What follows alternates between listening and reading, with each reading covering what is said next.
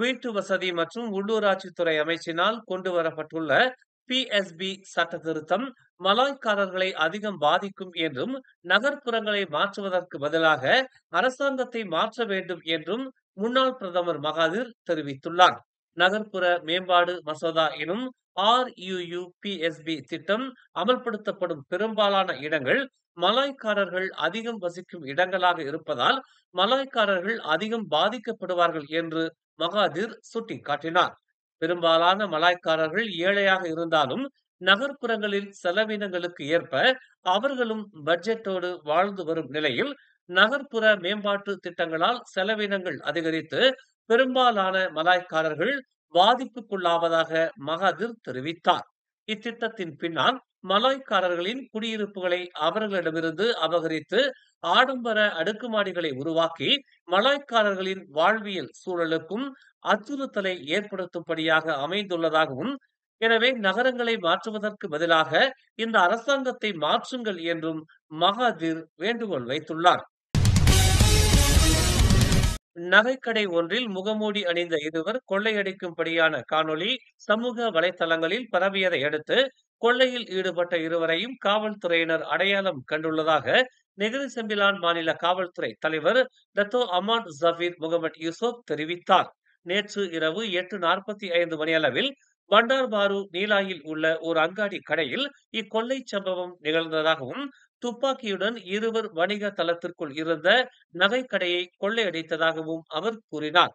கொள்ளையில் ஈடுபட்ட இருவரும் உடல் முழுவதும் துணிகளால் மூடியதால் அவர்களின் அடையாளம் காணப்படவில்லை என்றும், சம்பவம் நடந்த நகைக்கடையில் தடயவியல் நிபுணர்கள் ஒரு சில ஆதாரங்களை கண்டுபிடித்ததன் அடிப்படையில் மேலதிக விசாரணைகள் நடைபெற்று வருவதாகவும் அவர் விளக்கமளித்தார். கொள்ளை சம்பவத்தின் போது கொள்ளையர்களால் யாரும் தாக்கப்படவில்லை என்றும் அவர் உறுதிப்படுத்தினார். இவ்வாண்டுக்கான ரமலான் பஜார் உரிமங்களை மோசடி புரிந்ததாக கண்டறியப்பட்ட ஒரு தரப்பினருக்கு எதிராக கோலாலம்பூர் நகராண்மை கழகமான DPKL காவல்துறையில் புகார் அளித்துள்ளது.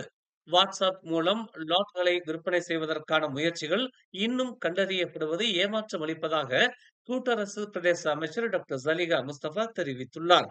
தன்னிடம் அந்த நபரின் தொலைபேசி எண் இருப்பதாகவும், மேலும் கடுமையான நடவடிக்கை எடுக்க தயங்க மாட்டேன் என்றும் இன்று நாடாளுமன்றத்தில் கேள்வி பதில் அமர்வில் அவர் இவ்வாறு கூறினார். TBG எனப்படும் கொம்பாக் ஒருங்கிணைந்த முனையம் அடுத்த சனிக்கிழமை மார்ச் 15ஆம் தேதி செயல்பாட்டுக்கு வரும் என்று போக்குவரத்து துறை அமைச்சர் அந்தோனி லோக் தெரிவித்துள்ளார். அடுத்த வாரம் எல்லாம் சரியாக நடந்தால் முனையத்தில் பயணிகளை இறக்கி விடுவதற்கான ஒரு வார சோதனை ஓட்டத்துடன் தொடங்கப்படும் என்று அவர் இன்று செய்தியாளர்கள் மத்தியில் தெரிவித்தார். அதன் செயல்பாட்டின் 2வது வாரத்தில் மட்டுமே முனையத்திலிருந்து பயணிகள் அழைத்துச் செல்லப்படுவார்கள் என்று அவர் கூறினார். பண்டிகை காலத்தில் போக்குவரத்து நெரிசலை குறைக்க ஹரிரயா ஐடில் ஃபித்ரிக்கு முன்பு TBG முழுமையாக செயல்படும் என்று அவர் நம்பிக்கை தெரிவித்தார். கிழக்கு கடற்கரை மாநிலங்களான பகாங், திரங்கானு மற்றும் கிளந்தானுக்கு பயணிப்பதற்கான முக்கிய போக்குவரத்து மையமாக TBG இலக்கு வைத்துள்ளது. கிழக்கு கடற்கரையிலிருந்து புறப்படும் மற்றும் வரும் அனைத்து பேருந்துகளும் TBG வழியாக செல்லும் என்று கூறப்படுகிறது. இந்த முனையத்தில் சில்லறை விற்பனை கடைகள், உணவகங்கள் மற்றும் திருமணங்களுக்கான பல்நோக்கு மண்டபம் ஆகியவையும் உள்ளதாக தெரிவிக்கப்பட்டுள்ளது. பிரதமர் டபஸ்ரீ அன்வார் இப்ராஹிம் நாடாளுமன்ற உறுப்பினர்கள் அனைவரும் அரசியலமைப்பு திருத்த மசோதா 2025 முழுமையாக ஆதரிக்க வேண்டும் என்று வலியுறுத்தியுள்ளார். இது பிரிவுகள் 56, 57 மற்றும் 65 மாற்றங்களை முன்மொழிகிறது. அதேபோல் நாடாளுமன்ற சேவை மசோதா 2025 நாடாளுமன்ற உறுப்பினர்கள் முழுமையாக ஆதரிக்க வேண்டும் என்று அவர் கேட்டுக் கொண்டார்.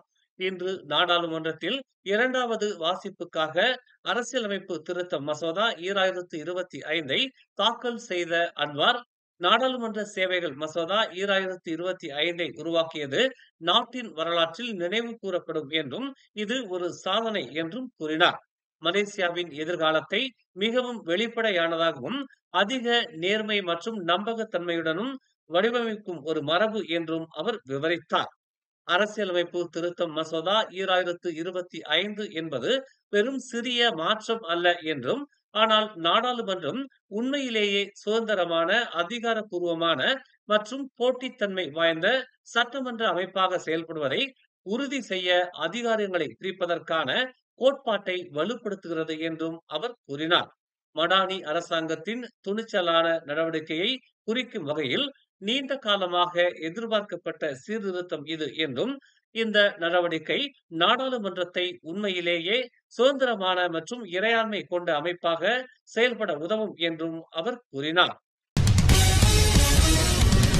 கடந்த 2023ஆம் ஆண்டில் 5507ஆக இருந்த வீட்டு வன்முறை வழக்குகளின் எண்ணிக்கை கடந்த ஆண்டு 7116ஆக உயர்ந்துள்ளது என்று மகளிர், குடும்பம் மற்றும் சமூக நல மேம்பாட்டுத்துறை துணை அமைச்சர் நோராயினி அமாட் தெரிவித்துள்ளார். மக்களவையில் பேசிய அவர், சட்ட அமலாக்கம் மற்றும் கட்டுப்பாட்டு நடவடிக்கைகளை வலுப்படுத்த 1994 வீட்டு வன்முறை சட்டம் மற்றும் பிற தொடர்புடைய சட்டங்களை திருத்த வேண்டியதன் அவசியத்தை தனது அமைச்சகம் மறுபரிசீலனை செய்யும் என்று அவர் கூறினார். குடும்ப வன்முறையால் பாதிக்கப்பட்டவர்களுக்கு பாதுகாப்பை அதிகரிக்க சட்ட திருத்தங்களை அறிமுகப்படுத்த அமைச்சு திட்டமிட்டுள்ளதா என்பது குறித்து போர்டிக்சன் பக்கத்தான் ஹரப்பான் நாடாளுமன்ற உறுப்பினர் அமினுடின் ஹாரூன் கேட்ட கேள்விக்கு பதிலளிக்கும் விதமாக அவர் இவ்வாறு கூறினார். ஜலான் கோத்தாத்தெங்கி குலுவாங்கில் இன்று கிலோமீட்டர் 10.3 நிகழ்ந்த ஒரு விபத்தில் கோத்தாத்தெங்கி தொழிற்கல்லூரி மாணவரும் வயதான முதிய பெண்மணியும் உயிரிழந்தனர். காலை 8 மணி அளவில் நடந்த இந்த சம்பவத்தில் 20 மற்றும் 68 வயதுடைய அவ்விருவரும் தலை மற்றும் உடலில் ஏற்பட்ட பலத்த காயங்களால் சம்பவ இடத்திலேயே உயிரிழந்தனர். முதற்கட்ட விசாரணைகளில் பாதிக்கப்பட்டவரின் வாகனம் எதிர்பாதையில் திரும்பி மற்றொரு காரில் மோதியதாக கூறப்படுகிறது. இதன் விளைவாக இரண்டாவது காரில் முன் இருக்கையில் பயணித்த அவ்விருவரும் சம்பவ இடத்திலேயே இறந்து விட்டதாக தெரிவிக்கப்பட்டுள்ளது. மேலும் செய்திகளை தெரிந்து கொள்ள தமிழ் மலர் நாளிதழை பாருங்கள். எங்களோடு இணைந்திருக்க மலர் டிவியை பதிவு செய்து கொள்ளுங்கள். உறவுகள் மகிழ்ந்திட விருப்பம் மற்றும் பகிர்வு சேவையை சொடுக்கிடுங்கள்.